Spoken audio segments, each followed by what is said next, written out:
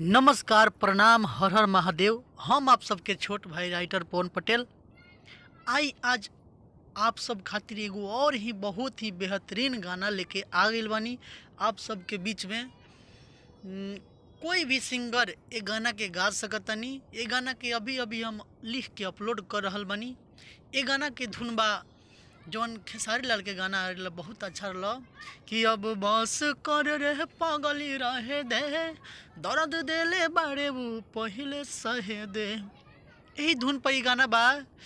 6 गोली छाती में गाना के नाम बा 6 गोली छाती में। ये गाना रोमांटिक भी बा, रंगदारी भी बा और सैड भी बा, तीनों मिक्स यही में बा। मैटर में तीनों चीज़ें मैंने बाटे।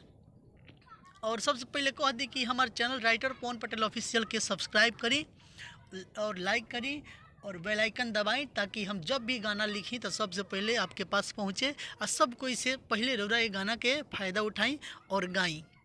तो आई हमने क्या ये गाना के मुखड़ा शुरुआत कल जाओ। मुखड़ा सुनी कैसन बा। अगर अच्छा लगी तो कोई भी सिंगर गा सकता, कोनो दिक्कत नहीं। गाना हमार लिखल बा, अभी लिख के हम अपलोड कर रहा बानी। आप सब पहले ही मुखड़ा सुनी। होखे ना देम दोसर के तू हमर जे ना भैलू, तोहरा से बदला ले हम बेवफाई काहे कैलू। ये देख लीजिए, सुन लीजिए। होखे ना देम दोसर के तू हमर जे ना भैलू, तोहरा से बदला ले हम बेवफाई काहे कैलू। कि होए तांडव सभे देखे वही राती में, अरे राती में हाला होई जाने तोहरा बाराती में, हाला होई जाने तोहरा बाराती में, मारब दुल्हा के 6 गोली छाती में, हाला होई जाने तोहरा बाराती में, मारब दुल्हा के 6 गोली छाती में। एक अंतरा सुनी। पहला अंतरा बा। जबले जिंदा रहिम तोहर मांग न केहू भरी, बनी जे तोर दुल्हा उहे सबसे पहले मरी। आगे देखिए।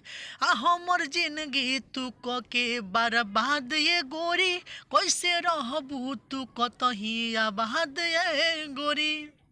आग लागे तोरा मारो वाले टाटी में, अरे टाटी में हाला होई जान तोहरा बाराती में, मारब दुल्हा के 6 गोली छाती में, हाला होई जान तोहरा बाराती में, मारब दुल्हा के 6 गोली छाती में। ये गाना के 2 नंबर अंतरा देखी। अरे कौने कसूर देलू हमारा के साजा, दोसर लेके आई तोर दुआरी बैंड बाजा। एक आगे देखिए। कहे राइटर पवन गलती कैनी कौन, हम सब पूरा कैनी तू कहलू जवन। एक आगे है। कौन कौमी पैलू राइटर पवन साथी में। यहाँ पे लोग अपना सिंगर लोग अपना नाम रख लेंगे।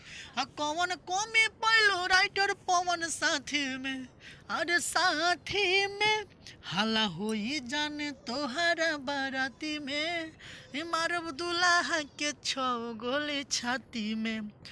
ये गाना रहा। अगर आप सबके पर्सनल गाना चाहिए, अगर हमसे पर्सनली गाना लिखवाए पर तो हमारा नंबर बा 8709616624 से नंबर पर कांटेक्ट करी और अपना मनपसंद गाना लिखवाई। अभी ये गाना जेकरा भी अच्छा लागल होखे वो बिना झिझक के गाना गा सकता। आप सब खातिर ही हम गाना इस चैनल पर डाल रहल बानी। जेकरा अच्छा लगे वो गा सकता। केहू के कॉपीराइट दावा ना हो कि हमार गाना गवले बाड़े, केहू कुछ ना कही। हम आप सब खातिर ये गाना लिख के आप सबके सेवा में ये हम अपलोड कैले बानी।